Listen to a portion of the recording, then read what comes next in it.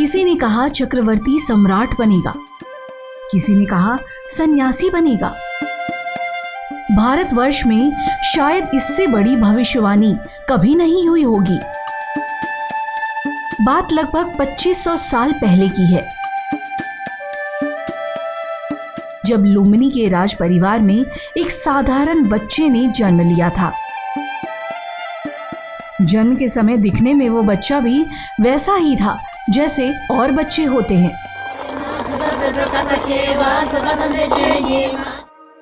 बच्चा धीरे धीरे बड़ा हो रहा था, पर ऋषि मुनियों की भविष्यवाणी का डर पिता को परेशान कर रहा था। विद्वानों की भविष्यवाणी के मुताबिक सिद्धार्थ कहीं राजपाट का त्याग न कर दे, इसलिए पिता सुद्धोधन ने राजमहल में ही सिद्धार्थ के लिए ऐसी सुख सुविधाओं का इंतजाम किया जिससे उसमें संसार के प्रति मोह माया बनी रहे।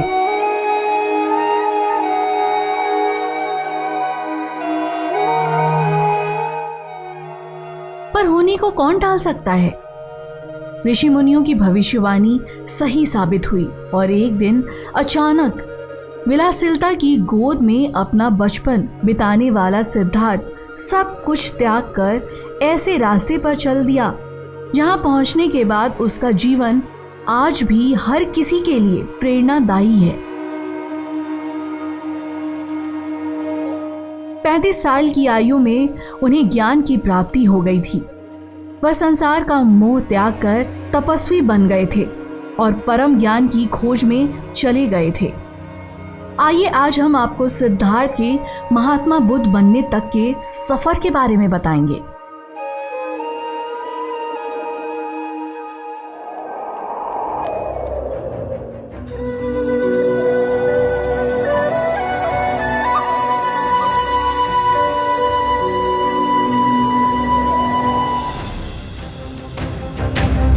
बुद्ध का गोत्र गौतम था और वास्तविक नाम था सिद्धार्थ गौतम। उनका जन्म शाक्य गणराज्य की राजधानी कपिलवस्तु के निकट लुम्बिनी में हुआ था। बुद्ध के जन्म के 7 दिन के भीतर ही उनकी माता का देहांत हो गया था। उनका पालन पोषण उनकी मौसी गौतमी ने किया था। सिद्धार्थ गौतम राजसी विलासिलता में पले बड़े और कम उम्र में ही उनका विवाह राजकुमारी यशोधरा से करा दिया गया। दोनों का एक पुत्र भी हुआ जिसका नाम राहुल था। एक दिन अपने साथी के साथ सिद्धार्थ बाहर घूमने निकले। इस दौरान उन्होंने देखा कोई वृद्ध किसी रोग से तड़प रहा है। किसी मृत व्यक्ति को शमशान घाट ले जाया जा रहा है।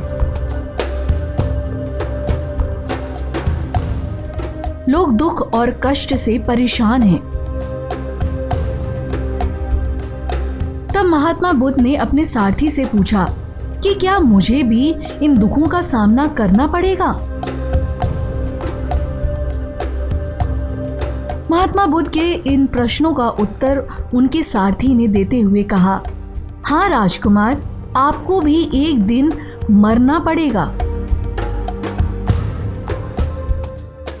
सारथी की बातों से व्यथित होकर सिद्धार्थ ने अपना धनवान जीवन, अपनी पत्नी, पुत्र और राजपाट का त्याग करते हुए साधु का जीवन अपना लिया और जन्म, बुढ़ापा, दर्द, बीमारी और मृत्यु से जुड़े सवालों की खोज में निकल पड़े। सिद्धार्थ ने अपने प्रश्नों के उत्तर ढूंढने शुरू किए। समुचित ध्यान लगा पाने के बाद भी उन्हें इन प्रश्नों के उत्तर नहीं मिल पा रहा था। इसके बाद कुछ और साथियों के साथ अधिक कठोर तपस्या शुरू कर दी। ऐसा करते हुए 6 साल और बीत गए।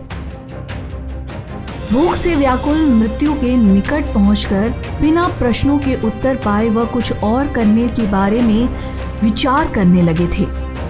एक दिन एक गांव में भोजन की तलाश में निकल गए, फिर वहां थोड़ा भोजन ग्रहण किया। इसके बाद वह कठोर तपस्या छोड़कर एक पीपल के पेड़ के नीचे प्रतिज्ञा करके बैठ गए कि वह सत्य जाने बिना उठेंगे नहीं, वहीं सारी रात बैठे रहे।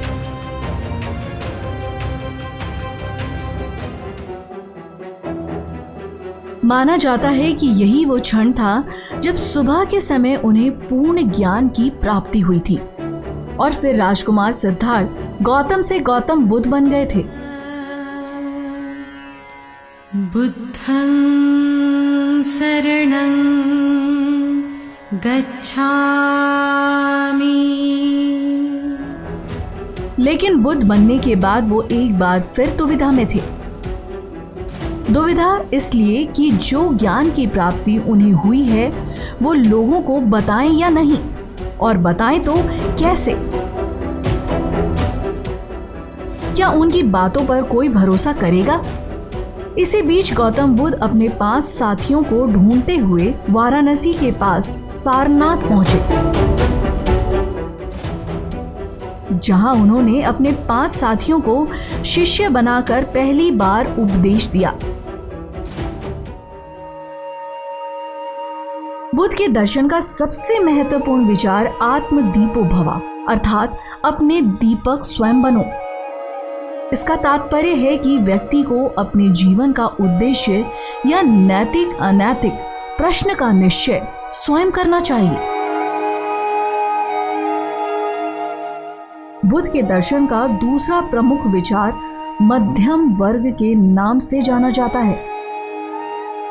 उनके इन विचारों की पुष्टि इस कथन से होती है कि वीणा के तार को इतना नहीं खींचना चाहिए कि वह टूट ही जाए, या फिर इतना भी उसे ढीला नहीं छोड़ना चाहिए कि उसे स्वयं ध्वनि ही ना मिले। बुद्ध दर्शन का तीसरा प्रमुख विचार संवेदनशीलता से है। यहाँ संवेदनशीलता का अर्थ है दूसरों के दुखों को अनुभव करने की क्षमता।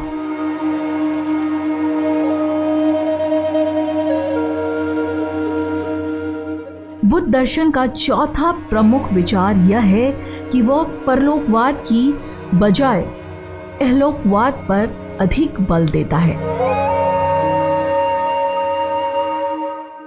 बुद्ध दर्शन का 5वां प्रमुख विचार यह है कि वे व्यक्ति को अहंकार से मुक्त होने की सलाह देता है।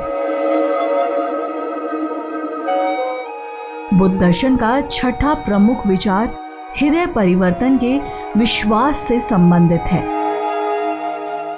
बुद्ध को इस बात पर अत्यधिक विश्वास था कि हर व्यक्ति के भीतर अच्छा बनने की संभावनाएं होती हैं।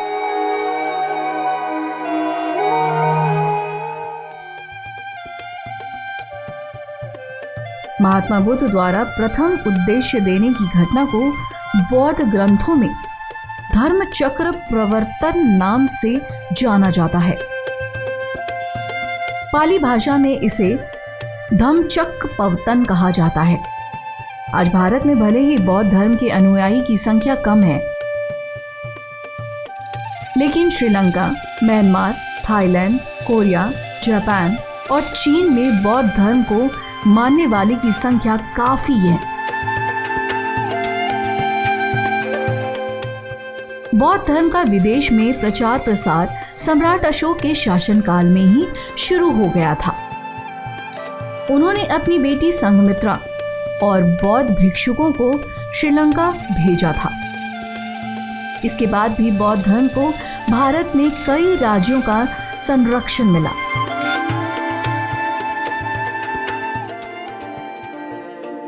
बुद्ध की मृत्यु के बाद बौद्ध धर्म में भी मतभेद उभरे, इसलिए यह 2 संप्रदायों में बंट गया। पुरानी परंपरा और सिद्धांत को मानने वाले हीनयान कहलाए और नए विचारों के लोग महायान संप्रदाय के हो गए।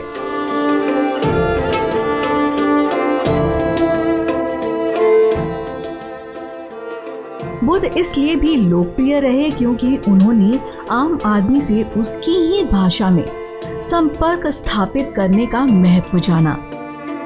इसलिए उन्होंने पाली भाषा को अपनाया। इसके कारण उनके उपदेश आम लोगों तक पहुंचे और कई लोग उनके अनुयायी बने।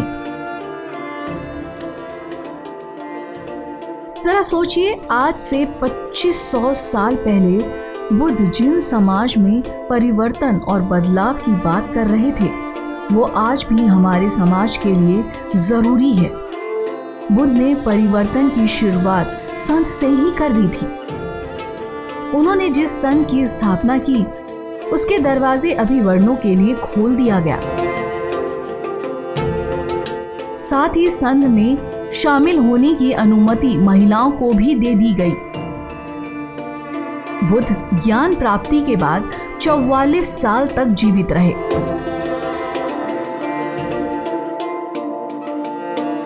लेकिन ज्ञान प्राप्ति के बाद उनके जीवन की बड़ी घटनाओं की जानकारी बहुत कम है। इन 44 सालों में वो लगातार घूमते रहे, जहां तहां ठहरते और लोगों को धर्म दर्शन का उपदेश देते। महात्मा बुद्ध अपने जीवन के अंतिम पड़ाव में हिरण्यवती नदी के तट पर कुशिनारा पहुंचे, जहां पर 80 वर्ष की आयु में इनकी मृत्यु हो गई।